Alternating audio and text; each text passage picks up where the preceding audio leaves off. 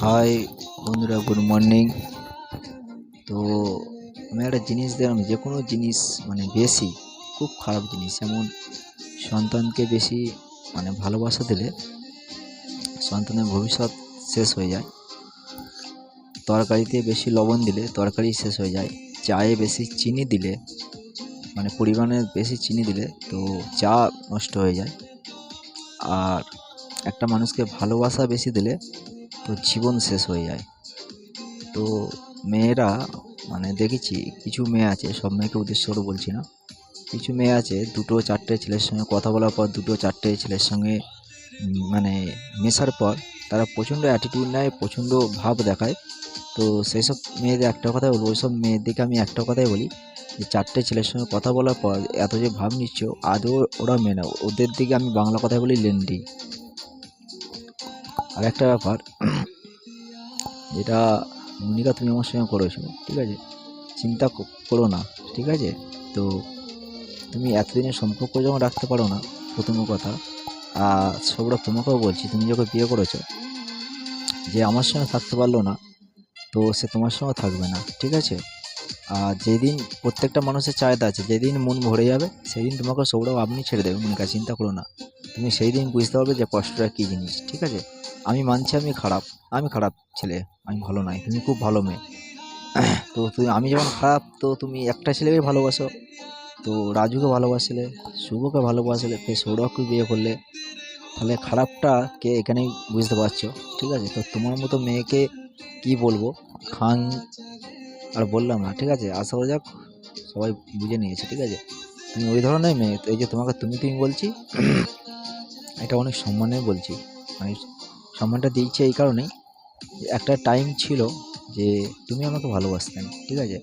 সেই জন্যই এই সম্মানটা দিয়ে তুমি বলেই কথা আমি বললাম, ঠিক আছে। এখন হয়তো তুমি আমাকে ভালোবাসো না, বাট আমি তোমায় ভালোবাসি, ঠিক আছে। কারণ কেউ কাউকে ভালোবাসলে জীবনে ভুলতে পারে না, ঠিক আছে। তো এই নয় যে তোমাকে আমি নিয়ে ঘর করবো, তোমাকে আমি নিয়ে ঘর কোনদিন করতে, তুমি, আমি জানি তুমি আজকে আসবে না, তুমি 5 বছর পর হলে আমার কাছে আমার কথাই মনে পড়বে, বা আমার কাছে ফিরে আসার চেষ্টা করবে, তখন কিছু করার থাকবে না। কারণ এখন তোমাকে আমি চেয়েছিলাম, তুমি আমাকে চাও না। একটা টাইমে তুমি আমাকে চাইবে, বাট আমার কিছু করার থাকবে না, ঠিক আছে। আজকে তুমি আমাকে আজকে আমি কাঁদছি, তুমি হাসছো, একটা দিন আসবে তুমি কাঁদবে, আমি হাসবো না, আমি দেখবো, ঠিক আছে। তো নিজের জীবন শেষ করেছো, নিজের পুরোপুরি দোষ, 100% নিজের দোষ। তোমার মা বাবা এর সঙ্গে জড়িত আছে, যে একটা মেয়ের বিবাহ বিয়ে হওয়ার পরেও ডিভোর্স হয়নি, কেস করার পরেও তো কী করে মেনে নেয় এই জিনিসগুলো, ঠিক আছে। কারণ তোমার মা ব্যাপারটা সবই জানতো, ঠিক আছে, কেন ছেলেটা আমাকে নিজে স্বীকার করেছে। তো আমি ছেলেদের, যে দুটো ছেলে করছে ওদের প্রতি আমার কোনো রাগ নেই, ঠিক আছে। কারণ খানকিদের প্রতি সবাইয়ের একটু থাকে, তুমি সে ধরনের মেয়ে, ঠিক আছে। তো আমি ভালো করে দুজনকেই বলেছিলাম, দুটো ছেলেকে, আমার কথা শোনেনি কেউ, যাই হোক। তো আমাকে যখন ঠেট দিয়েছিল যে মারবে সৌরভ, আমাকে ঠেট দিয়েছিল। তো আমি জায়গা বলেছিলাম কোন জায়গায় যেতে হবে বলো, বলেছিল যে ফ্লিপকার্টে এসো, উলবেড়িয়া বিটিএস ফ্লিপকার্টে এসো মার। তো আমি গেছিলাম, ঠিক আছে।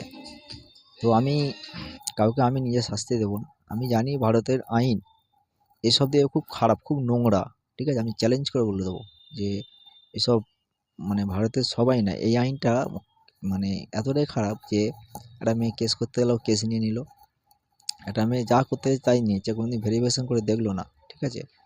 যে কেসে যখন প্রুফ দেবো, যখন প্রমাণ দেবো, তখন নির্দোষ বা কে দোষী কে নির্দোষ সেটা প্রমাণ হবে।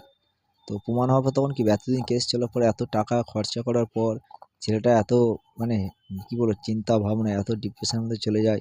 একটা সামান্য থানাতে কেস হলে, একটা কোর্টের চিঠি এলে, অটোমেটিক আমাদের মতো সাধারণ ঘরের মানুষের অটোমেটিক চিন্তা হবে, অটোমেটিক একটা ভয় লাগবে।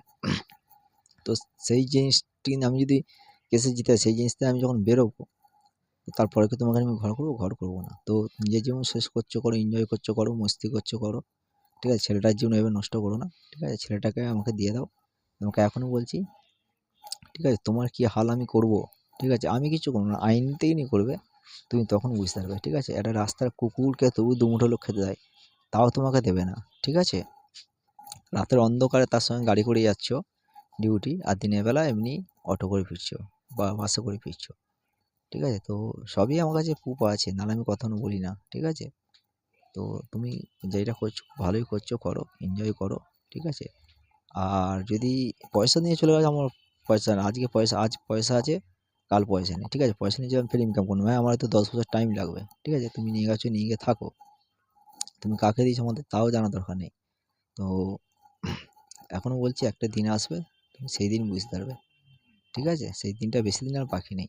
ধৈর্য করো, ওয়েট করো, জবাব ঠিক পেয়ে যাবে তুমি, ঠিক আছে? আর আমাকে যে হুমকি দিয়েছিলে লক্ষ্যে দিয়ে, আমার কাছে রেকর্ডিংও আছে, যে তোমাকে মেরে দেবো, হ্যান করবো, ত্যান করবো, ঠিক আছে? যদি যদি বাপের বেটা হয়, মা যদি বুকের দুধ খেয়ে থাকে, আমার একটা চুলে হাত দিয়ে দেখা ধরবে, ঠিক আছে?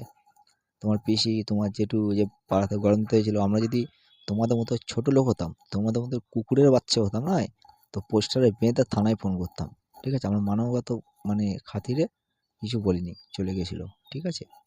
তো খুব শিগগিরই বুঝতে পারবে, ঠিক আছে? তো যদি বাপের বেটা হয়, মা যদি বুকের দুধ খেয়ে দেয়, আর চুলে হাত দিয়ে দেখা তুলবে, ঠিক আছে?